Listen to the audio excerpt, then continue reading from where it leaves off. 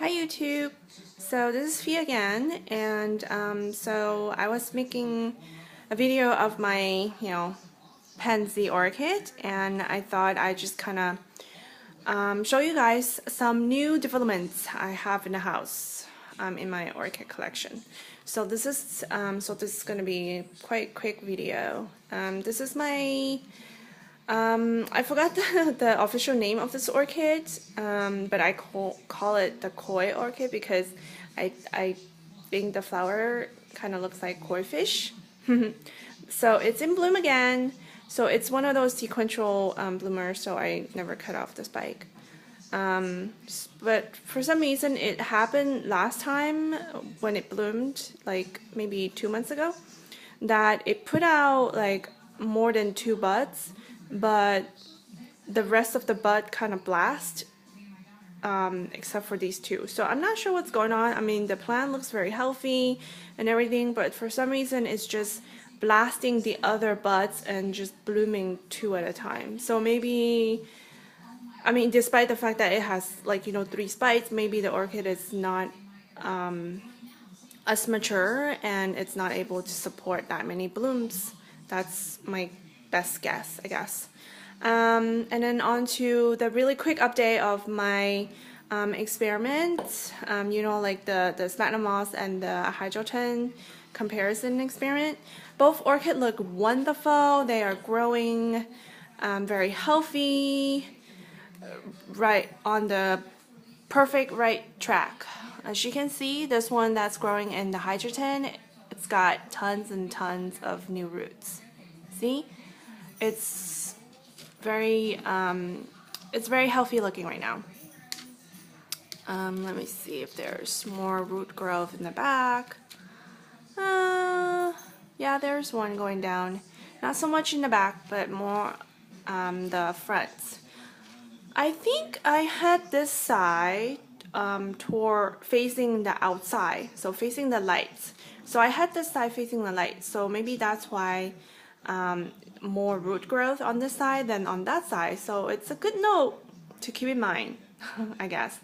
So this is the other one that I have finally repotted into a sphagnum and bark mix. So it's a coarse bark with bits of sphagnum moss that I cut up, and I also put styrofoam peanuts at the bottom. I always do that with my other orchids because so it does not pluck up the air holes on the bottom, because this pot has no side openings, has no like side slits, because my other pots has side slits.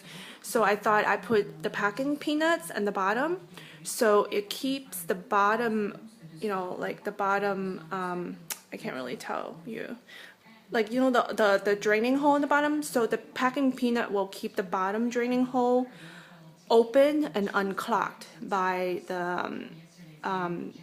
the medium. So it keeps the medium much more open and airy for the orchids, and all of my orchids love that, and I do that with all my orchids, most of them, not all, most of them, and they all love it. So this is one idea that you can do if you haven't done so, or if this is the first time that you heard about this. Yeah. So make sure it's the packing peanut that does not dissolve in water. There are some packing peanuts that's made of material that, like a starch packing peanut, that they make the peanut out of starch. So those will melt in water. Don't use those, okay? Use the one that's like styrofoam. Anyways, so it's very healthy growing. It's got a new leaf coming as with the other one. So 1, 2, 3, these are new leaves. And for this, 1, 2 new leaf and 1 very healthy old leaf. But the other old leaf, the very bottom ones for both plants, they're very wrinkly, as you can see, very wrinkly and pliable and soft and everything. I'm thinking that the plant is going to let these go. The one that's drapey. I'm suspecting that the plant will not will. The plant has decided to let these go because when the roots were not so healthy, perhaps these bottom leaves were damaged, and both plants have decided right now that it has enough healthy leaf to create energy and stuff like that for photosynthesis. I mean, there's no point in sustaining a damaged leaf when you can put all your energy into like new ones and keep the health of the plant instead of trying to keep damaged leaf. So I think they will quickly yellow out and fall off, but I'm not going to do anything to it. I'm just going to let the plant decide what to do. But anyways, both of them look very healthy, but this one, it's a little bit more healthier than the other one in the Hydroton. The leaves are much more stiffer. This one, it's kind of not as stiff. I'm not sure why, but I know why. I think the reason is this plant sustained much more severe root damage than the other one, so it takes more time and require more time to recover, and then require more energy. And but as you can see, so in the bottom of the media, it has less root to soak up moisture than the other one, because this one has a lot more root system in the inside the pot as compared to this one. So that's why it's not able to draw up as much moisture into the leaf to keep it stiff like the other one. But a lot of leaves are a lot of roots are coming out into the pot, so I'm sure in no time these roots will begin to do their job and suck in moisture to keep the leaf more stiff. Anyways, okay, so that was that. And so this is these two are really exciting news. So this is actually a keiki that I have for about a year. When I got the plant, it didn't have the top two leaf. It only had like the bottom two. So as you can see, the bottom two leaves are really tiny.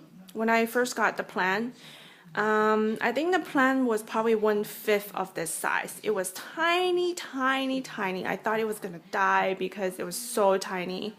But it fried, and tons and tons of roots. The roots are coming out of the pot, but I'm not going to repot it because this pot looks good for its size. But anyways, it's sending out a lot of new leaves. And the other day when I was watering it, I found out about this. A spike. A spike. I never imagined that a spike will come out from a 1.5-year-old keiki. I got this keiki from a friend who plucked it off from the mother plant. At that time, the mother plant wasn't blooming, so I actually don't know what the bloom will look like. So I'm really excited to see its flower. I really can't wait, and it was a big surprise to see that the keiki is sending out a spike, because this is a very, very young plant. As I was saying, the leaves when I first got it, the biggest leaf was this one. This was the biggest leaf on the keiki. Can you imagine? So anyway, I will definitely keep you updated on what the bloom looks like. When it blooms, I will make a video. So this is another exciting thing. This is my path. I got this plant last year. It was blooming, so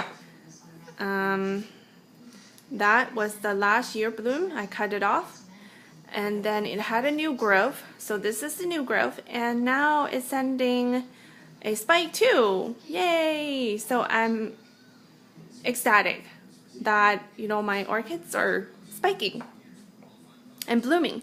So I guess I will have a, you know, beautiful winter, fall and winter. I will have lots of orchid blooms to enjoy to last me through the gloomy winter, rainy winter, because it rains here in San Francisco in the winter. I know in other places that it might not rain in the winter, like in Asia. But anyways, yeah, that's, oh, it's kind of long, this video. Sorry, I said in the beginning that this was gonna be a short video, but I guess not, because I like to talk a lot. But anyways, thank you so much for watching, and hope you enjoyed it. Please subscribe to my videos if you like them, and please offer your wonderful comments. I love to hear about what you guys think.